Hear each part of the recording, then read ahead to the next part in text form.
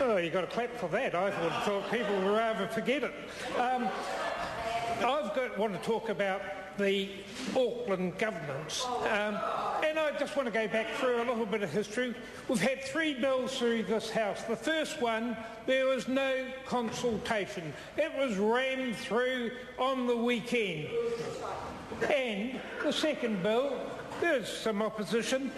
And the third bill, I've got to say, I've been disappointed that the Maori Party haven't been fighting in the trenches like the Labour Party has. But go back to the second bill. One of the Maori Party said, this bill is an insult to due process, an insult to partnership, an insult to justice, and an insult to Mana Whenua of Auckland. The Maori Party will be opposing this bill every step of the way. Comes to the third bill, oh, who said that? That's right. Now, come to the third bill. We're in the trenches, facing the government. The Greens were there, Dave Pendon was there. But where was the Maori Party? Where was the Maori Party? Well, Dr. Sharples was talking about various things. Did they speak up? They didn't speak up, they didn't even show up. Point of order, the Honourable Tauhanarei. Speaker, correct me if I'm wrong, the same rules apply within Select Committee as in the House. You can't go on about the non-appearance of a member either in the Select Committee or in the House. The members. I'll hear the Honourable Darren Hughes briefly. Very briefly. So the members got quite right. The same rule applies for both, but the member's referring to a political party. He has not identified an individual member of Parliament. He was talking about a particular political party's approach, and I don't think it triggers the same standing. Speaker's ruling 25-2. I think the member certainly cannot refer to individual members as being absent from a committee, but it sounded to me okay. I invite the member to continue his speech. The Honourable George Hawkins. Yes, there was the Labour Party, the Green Party, fighting in the trenches for Maori representation on the super city. What did the Maori Party have to say? What should they say? Nothing. You've got to be there to say things. Were they listening to the Maori people of Auckland? No, they weren't. They were too busy getting a flag put on the harbour bridge. That's their big achievement, a flag on the harbour bridge. In 16 months as a government party, the Maori Party got a flag on the harbour bridge. Now, I've got to tell Dr. Sharples that the people in his electorate are really disappointed. He's changed his mind.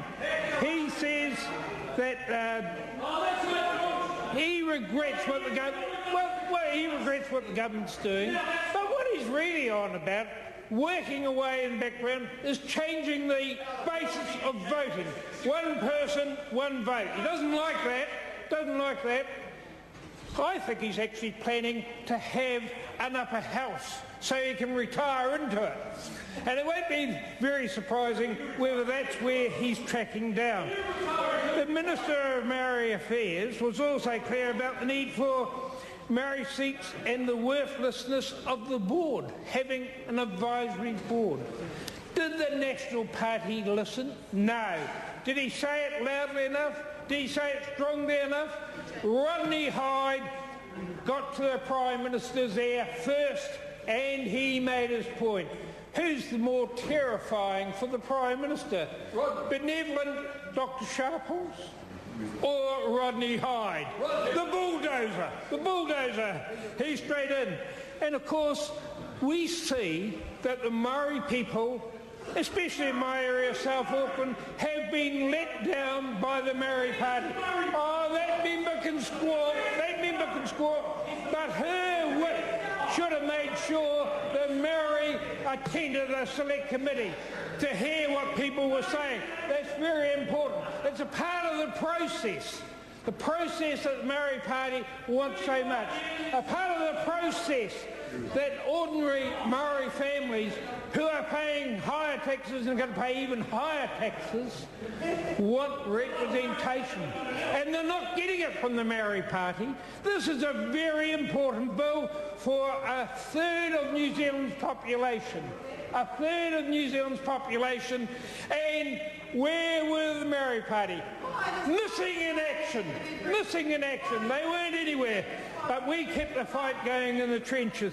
You know, even John Banks of Auckland City says he's talking about how the bill's not going to work too well, that council-controlled organisations will have a life of their own. They may have a life of their own, but there won't be any Maori people on those either, I dare say. They won't have Maori on those. You know, I feel sorry for Mr. Inari. He went around on the second bill around the country and, of course, around Auckland to the Marae, and he couldn't say a thing. Mr. Speaker.